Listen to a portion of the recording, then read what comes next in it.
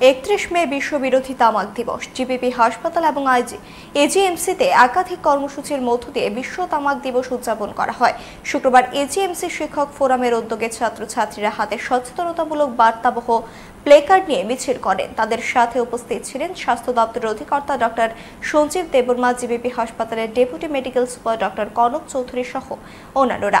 তারা কর্মসূচির মধ্য দিয়ে বার্তা দিয়েছেন সবাই যেন নিজে এবং অন্যকে তামাক থেকে দূরে রাখেন। আজকে 31 মে সারা বিশ্বব্যাপী ওয়ার্ল্ড নো টোবাকো ডে পালিত হচ্ছে এবং ওই নিরিখে আমাদের আগরতলা গভর্নমেন্ট মেডিকেল কলেজ এবং জিপন হসপিটালের ডিপার্টমেন্ট অফ কমিউনিটি মেডিসিন এই আমাদের কলেজ প্রেমিসের মধ্যে একটা ওইটার জন্য একটা অ্যাওয়ারনেস প্রোগ্রাম আয়োজন করা হয়েছে এবং আমি এর জন্য ডিপার্টমেন্ট অফ কমিউনিটি মেডিসিনের সমস্ত সদস্যদের অভিনন্দন জানাই।